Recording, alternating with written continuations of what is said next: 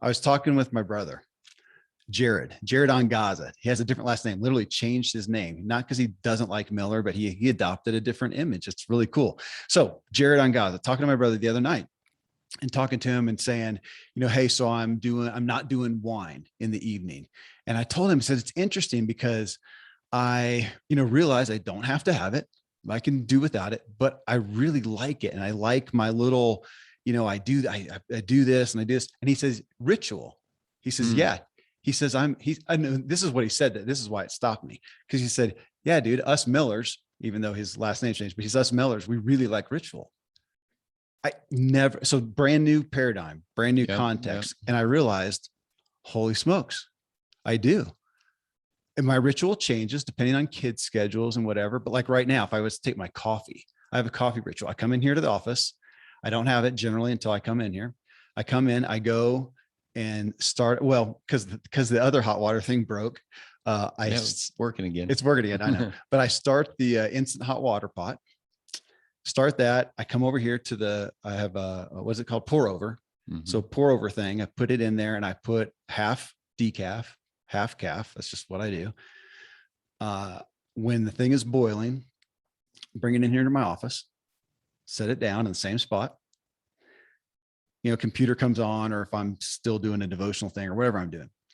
And I pour the first little round of water over my grounds and it goes in. And after it quits dripping, do the next one. And I do that until there's enough in there. And then I pour it in my Ember, EMBER, my Ember mug, which keeps it really hot. And I sip it. And I sip a little until it's gone down an inch or two. And then I put some more in because I've had some more dripping. And I realized it's the ritual. And so if I couldn't have coffee, can I do the same thing with tea? That's what I would go to. Mm-hmm. And when I've not had coffee, I did it with tea. So at night, I'm not doing wine. So I go and I do a squish of lemon, some seltzer water.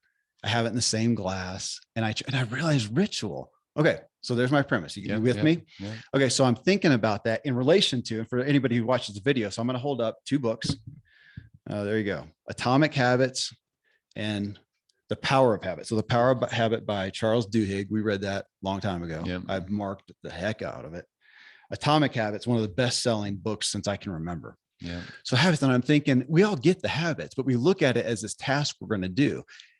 And what you and I have attested to, but I haven't put it in these words, is what has helped us have the good habits is instilling them in a daily, you could call it a routine.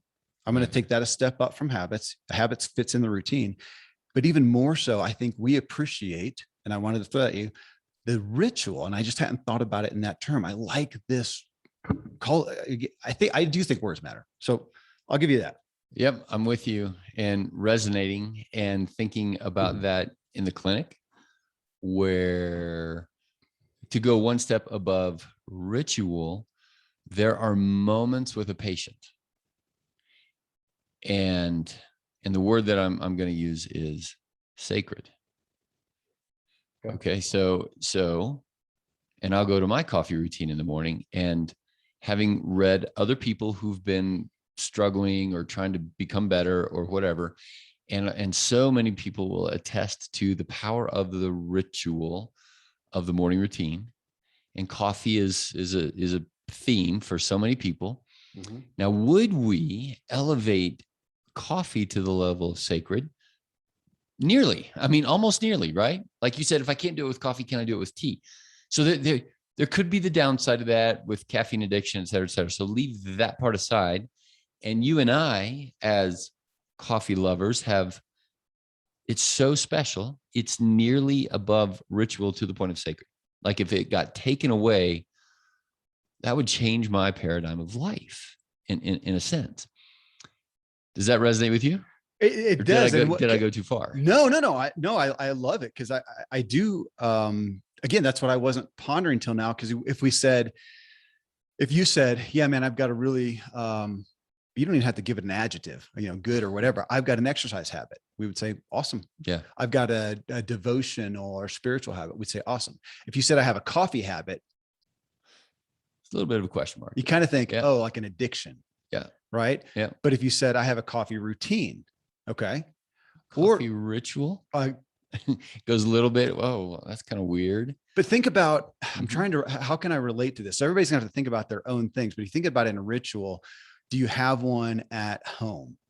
Mhm. Um, I remember talking to Mark Tim. So Mark Tim is head of, well, he's a big business guy, and I've had him on the show, Ziegler Family. And he talked about finally coming to the, don't know if he called it habit, ritual, routine, but realizing he would literally, he has a long driveway like I do, like you do. And he said he would stop at the beginning of it. Yep, exactly. Yeah. Take a deep breath. And he said his mental image was he had his sword for work Yeah. up, and he would put that down. And I think he said he would pick up his sword, and this is family. I'm about Yeah. to walk in, let that guy go Yeah. and do that. And it was, so he could say, I developed a habit. He could say it's part of my routine, but I like the aspect of ritual, because what I'm realizing is I like that idea of a ritual. I like the ritual around it's, I don't just cook food to eat. I, Right. It's an event. it, It's well, it's sacred. and to wine, I love it. A glass of wine and music. You just don't and drink wine to get drunk. not yet, not yet. I love the ritual. So now I do it with my seltzer and, whatever stuff, but Mhm. I'm enamored with that because we're all trying to do these habits. And if I wonder, I feel like for me, it's more engaging, Mhm. palatable, attractive. Thank Mhm. you. It's more attractive to think, I want this routine. I want to be the kind of guy who has a routine like this. And even to have a ritual that elevates it. Yeah, it does. Now, okay, it does. Even as I'm thinking about, because we've toyed around with the idea of on the exercise side, it feels a little weird to say, oh, I love my burpees. It's a ritual that's so special. Well, burpees suck. That's my point, My right? Like gosh. there's the kinds of exercise that people will never say, oh, I love the burn of doing squats. That's just, you can say that about jogging, maybe walking, biking, but there's some kind of exercises that are, and if you said ritual of wine, people are going to look, that's a little borderline of the relationship to wine Yeah. or coffee or right. Like I think people would look at us and say, wow, that's really special that you guys have a ritual like we're getting ready to of Lunch. Yeah. lunch on the deck in the sunshine for 30 minutes and talk about life. I'm obviously loving that. Even with exercise, I have not thought of it as a ritual. And as my brother's talking about it, I'm realizing, oh my gosh, that's Yeah, I would say you're close to it. I would say it's attractive to think of that because I know the time, I get a positive feeling. I have my bag. I could go through it right here. I have my bag over You got your there. stuff. I Yeah. walk out. What's the temperature? Because you never know here. You got your what do we call the things that people set up for a ritual, right? Like you've got your oil and your wine and your water and your knife, and you're going to scratch yourself. Yeah. But you call it my workout clothes. And I go out and I know the moment I hit the woods and how I feel and a ritual. And I'm thinking about it now that right now how would it feel? How does it feel inside me to say, gosh, my current, that's my, I run and ride, and outside, I also have a ritual of trying to, when I stand up, to think I'm going to do a set of burpees or a set of push-ups or a set of dips or a set of, and it's just a habit I do. Okay, that just feels disciplined and whatever. It's a routine. It's I like not that a ritual. better. For me to look at the chin-up bar, it's not sacred at all. It stinks. But I feel bad if I don't do it. But can I enter it into elevate it? Yeah, can I elevate it? It's a mindset. Have gratitude with it. So grateful. Gratitude for pull-ups. I was so grateful that you can do it. That I can. Yeah, I'm. Well, that's the average American male can do one. And I read something the other day of, you're a rock star if you can just do 5. Average, yes. You and I feel like, oh my gosh, I can only do 5. I'll do 15 most days. I do half days. Yeah, and I'm getting back into it. I came out, so I'm at like 8 and 10 without killing myself. Well, yeah, without torture. Yeah. And but I still don't love it. But you obviously having done it. That I do love. Okay. You're still doing it with well, maybe that's relevant to look at. If it's a ritual, does it have to be, do you only have a ritual with something that's pleasure? Ooh, yeah. That's the way I want it to be. That I think is kind of the distinction of, could I change my mind? Would that, Yeah. maybe that's a question. Would doing this, talking around this, would this help us better? I guess Yeah. I shouldn't say, I guess that was my interest in this discussion was if I do this and look, first off, it's saying this is a routine that I want for my life that I think is beneficial. And even more so, and these are actual rituals that I like to do and how we're defining that. Will that help me better achieve engaging in and doing the daily habits that I want to do? And I'm thinking for me, yes. Yeah. I'm thinking for me, yes. And I think for most humans, yes. That calling it, we're back to mindset and awareness, calling it a habit, a good thing, and those versus saying, this is my ritual. I feel like it's sacred. You just changed, again, wordsmithing here, the personality of burpees, or we changed the personality of coffee.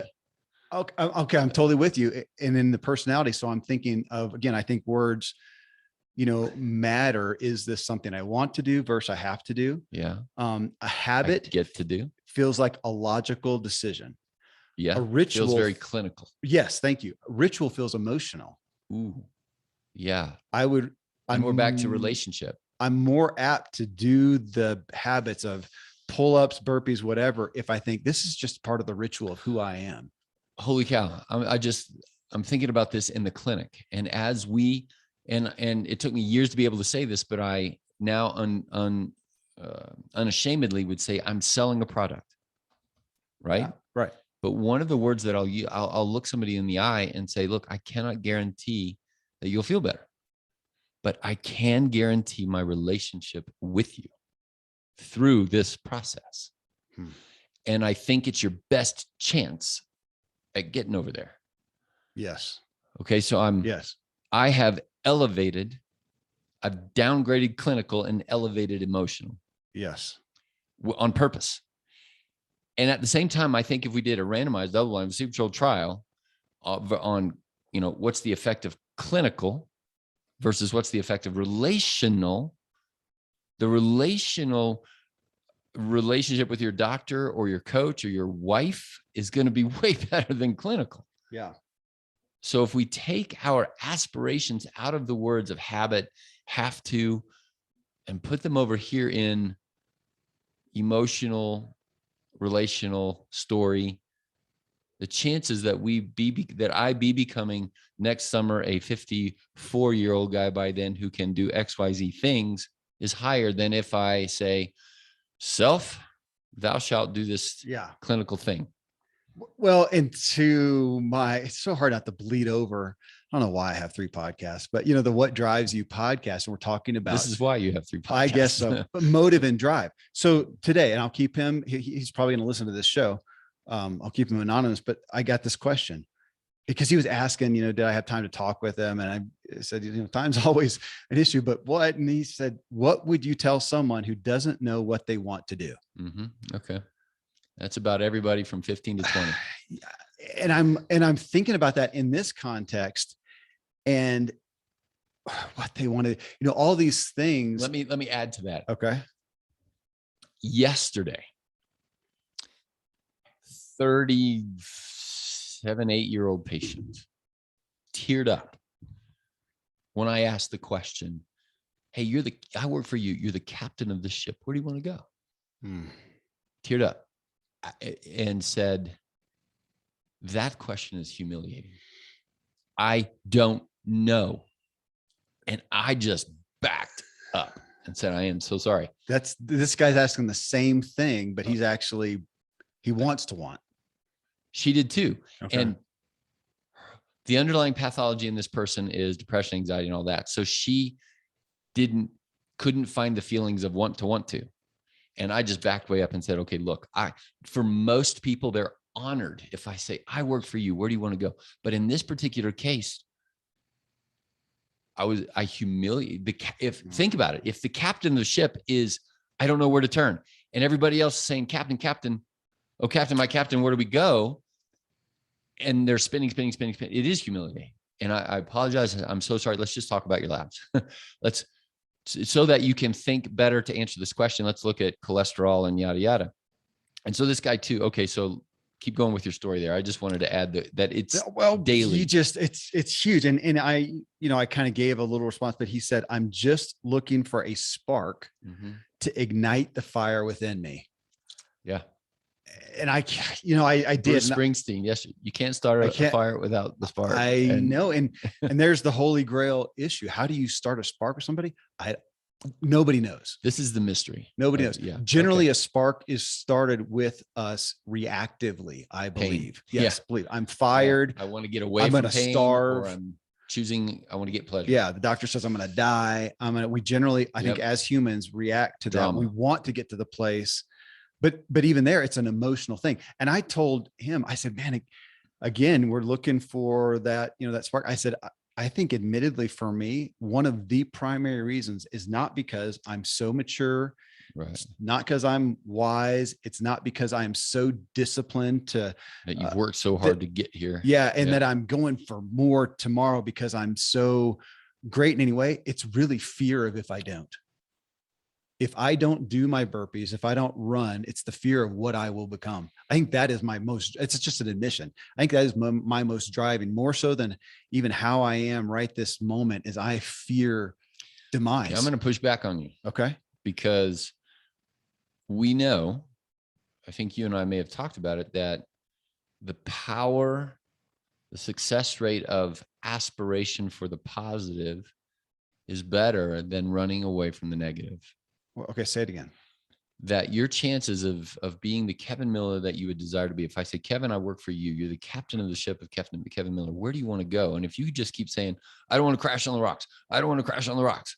I'm like, yeah, but we're getting away from the rocks and towards something that you call success and prosper and this kind of thing. Okay. Oh, no, that's relevant. Because over here, you're right. You're right to a degree. So if I look over here, I want to be 90 years old. Right. And if I'm alive, I want to have capacity. That's right. That is what I want. Right. And the fear of incapacity right. in the moment can sometimes, I feel like, be a greater motivator when I feel like, I don't really feel like going out. Yeah, but I don't want to be becoming the incapable. Or I do want that. I guess it's semantics. It is both. It still has that. You're right. It still has that goal of achievement. And maybe the goal is positive, but the motivator in the moment, maybe that's what I'm saying, is maybe it gets me out of the chairs. Man, if I go for 2 days, 3 days, I'm afraid of the decline. Okay. And not being able to catch back up, keep my momentum.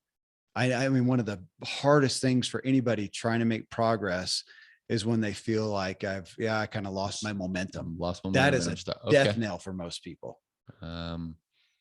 I've done it enough over time that I either don't lose my momentum because I don't like the feeling of that, or I know that I can get back. I have faith that if I'm going to be injured and out for a while, that I can get back. So there you go. I would say, yeah, because and all of us all the time are good momentum, bad momentum in various areas of life. Agreed. Right. Like right now, my exercise momentum is not great because Monday, Tuesday, Wednesday are so stinking busy, and kids and chauffeur and whatever, but pretty good, Thursday, Friday, Saturday, Sunday. And I agree, I can get it back. But my keto trial momentum has been pretty good. You have been spot on. Well, I mean, so again, if we look at habits, so we're all enamored, obviously. I mean, the just to go to Atomic Habits, I literally can't remember the last time I saw a book in the self-help category sell so much. I get the bestseller list from my agent, and it's unbelievable how much it is selling. People, obviously, I have to assume, want that. They want the habits that create the tiny changes that create, big stuff. They want that. And yet I hear from people that even in reading it, they're still not making that, I'm afraid, logical decision to be disciplined and have my habits. So come over here. And again, to play with that word, if we go up the ladder, routine, to me, that feels a little more emotional. This is my daily chosen routine. I'm choosing to get up at this time, to do this certain thing or not, to eat this way or not, to commute or not, to whatever. And this is my routine. But now if we take it up and say, what about a ritual? And then you said sacred. I think we could stop at ritual if you're not a spiritually prone person, Mm-hmm. I am going to put sacred. And for you and I, we might even put calling, conviction, purpose, all those on there. But again, the word ritual enamored me. What are the rituals? I look forward to the ritual of my coffee. I look forward to the ritual of our lunch. Yeah. I mean, we have it. I'm automatically thinking, did I bring anything? Yeah. If I didn't, do I have something in the cupboard? If not, am I going to get something or fast? I always put mine in my microwave in the office. The sunshine coming in. Are we going to sit outside? We're going to sit down. We always do the exact same thing. We sit down, deep breath, and we're either sitting in your office floor or out on the deck if it's warm enough. There may be a pause. It's a ritual. And then something is talked about. Generally, we begin. Thank you, God. Gratitude. Yeah. I love that ritual. So same thing then. I'm going to have a ritual going home, and mine generally, I'll go in and food and whatever. And it's, a wine. I love looking at, what's the label? What's the story? If I don't have that, I'm looking at realizing, okay, I don't have to have alcohol, but I want a ritual. So a drink, food. I've prep. tried in the past a pipe and I couldn't quite get it. But every time I watch Lord of the Rings, I think, I want Gandalf's ritual. It looks so contemplative and wise.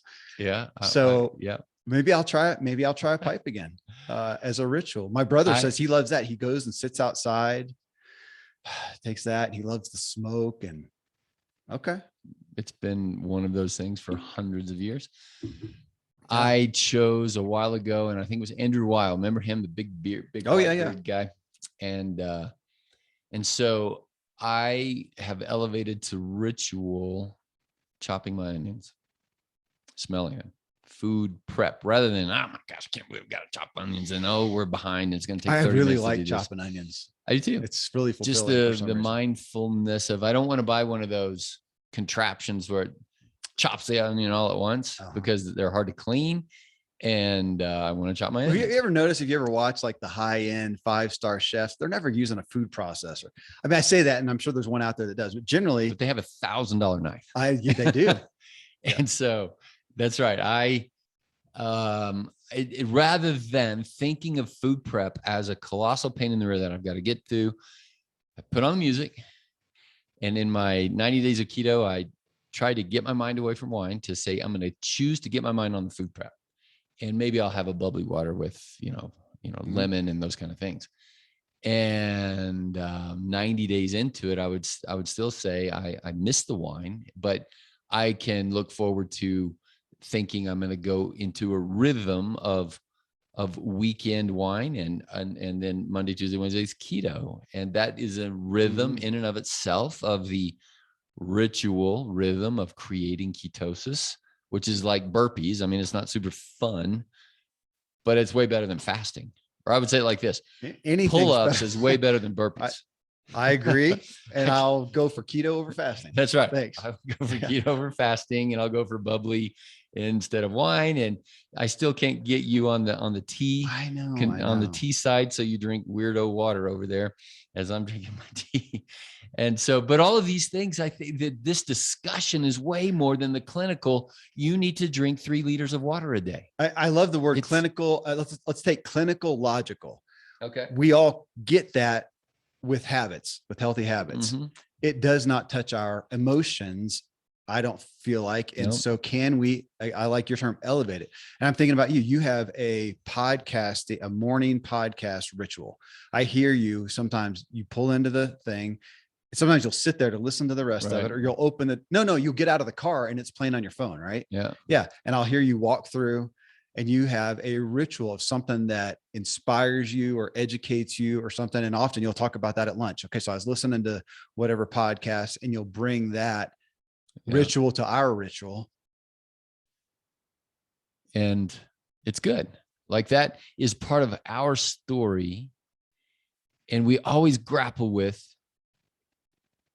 like, even right now, okay, like the 4 basic whatevers of food and exercise. Like, we always want to, okay, make it easy for me. Just boil it down so that I can go and live my life and be a little bit better. And I think that's also okay.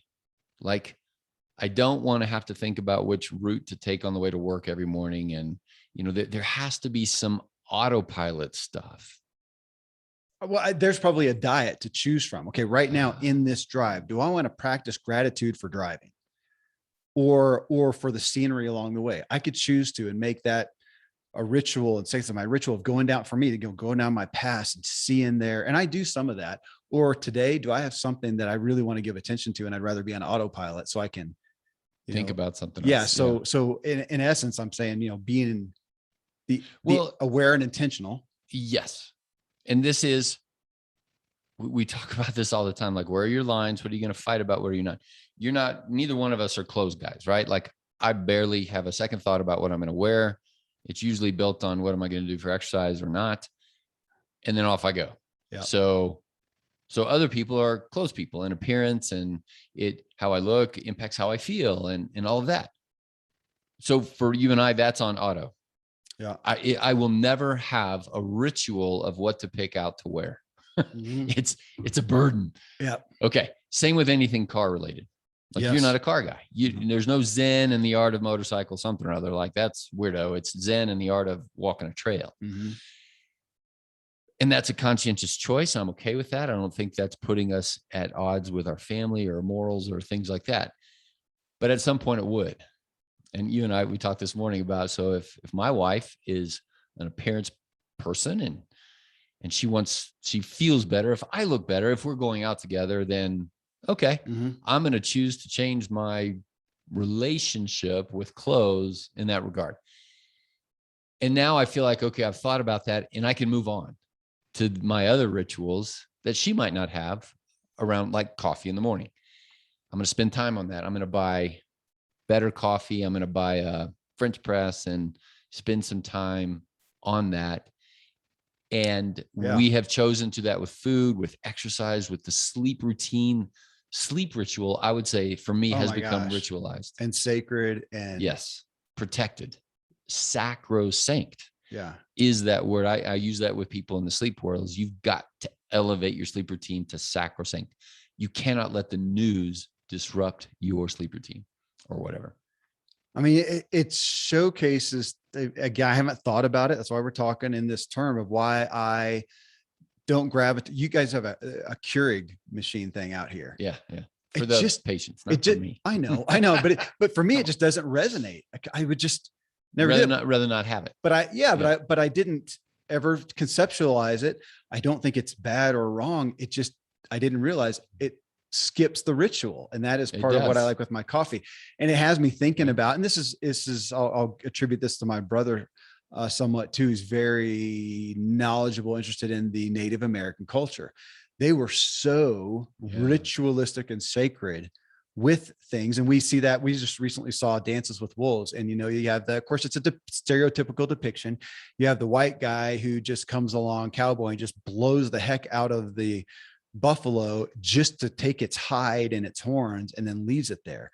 And the Indians have no concept. The Indians, Native Americans, have no concept of that, because to them, this is a sacred thing. They're going to give thanks for the sacrifice of the animal. They're going to use every single piece of it. And I would say their joy of it overall is so much more. Gosh, that was our friend this morning, Todd, who has not had chips in so long. And he said, so guys, you'll appreciate this.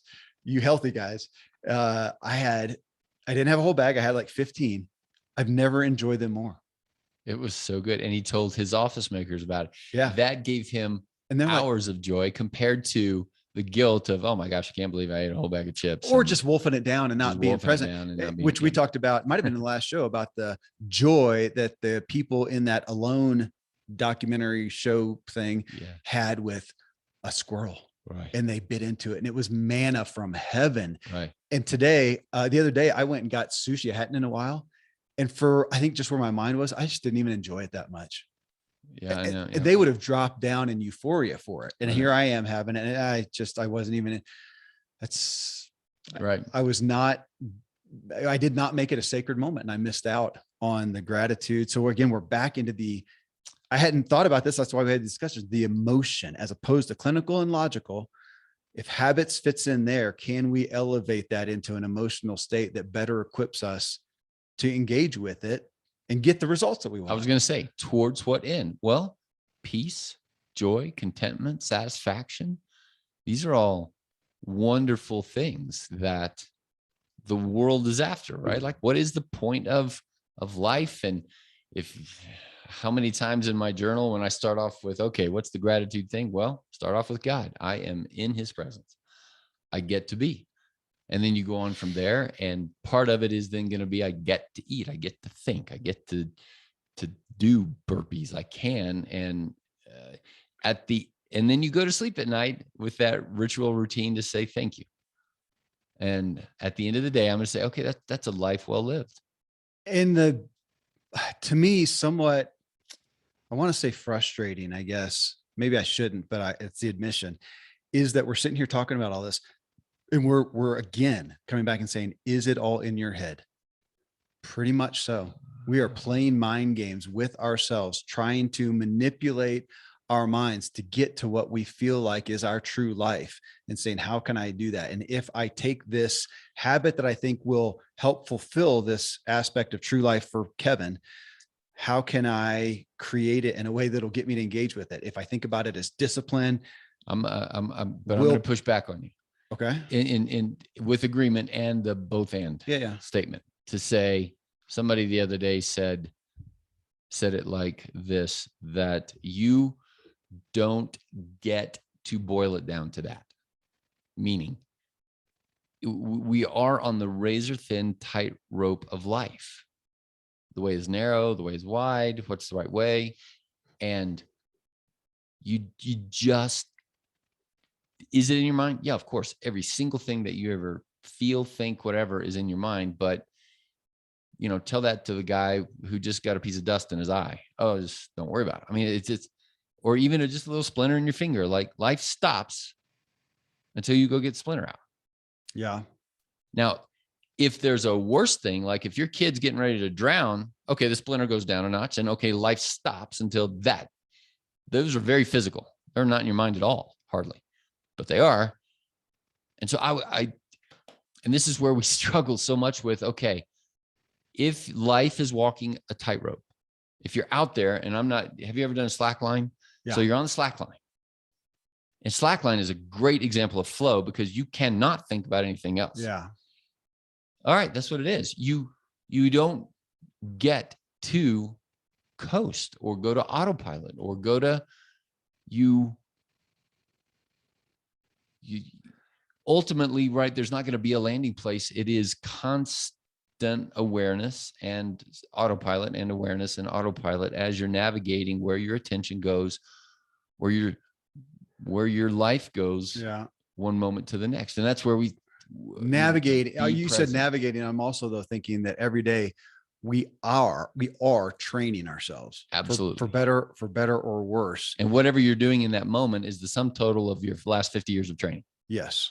So how I respond to that environmental thing that I can't control in your mind, I'm training myself with your body. Yeah. I'm training myself for today. Today and the next 50 years. Yeah. My capacity, my resilience, whatnot. So in looking at these, if I want to be the kind of guy who achieves this, I'm then the kind of guy who does this today.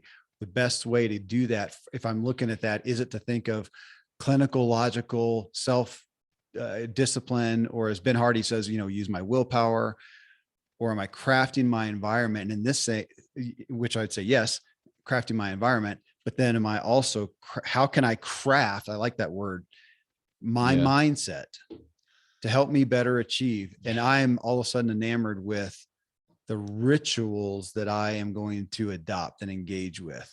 How many rituals can I look at, and not to over ritualize? Right, man, didn't you get weird on it? Yeah. And I'm going to sacredly walk to get my glass of water. I don't know. In that moment, I'm just give me some water. Right. Or go to the bathroom, brush my teeth. When we're looking at motive though, the things to look forward to, I look forward to my morning routine. I look forward to my exercise routine. I look forward to our lunch routine. I look forward to family routines. And you have, as a testament to you, you have crafted. Yeah. And a scriptural word is workmanship. We are his workmanship. We are the sum crafted total of spiritual work, relational work, mental work, physical work. And we're back to that tightrope again. It's all the above all the time. And whether you like it or not, you are crafting your life. Mhm. What kind of life do you want to craft? Mm-hmm. And to look down and go, whether we were intentional or not, we all have a daily routine. Yes. Is that fair? Yeah. Can anybody, is No, there a chance there's nobody alive who's totally random? No, because that yeah, is chaos. I would call it death. I would say it's arguably it's impossible. You have you can't not have a routine for the most part. Right. Even with the disruptions, you're going to have a routine. Right. Did you choose it? Did it choose you? Right. And now I'm looking at it and going, can I go beyond that even and say, this is a ritual that I adopt, and to maybe not all aspects, but as many as possible.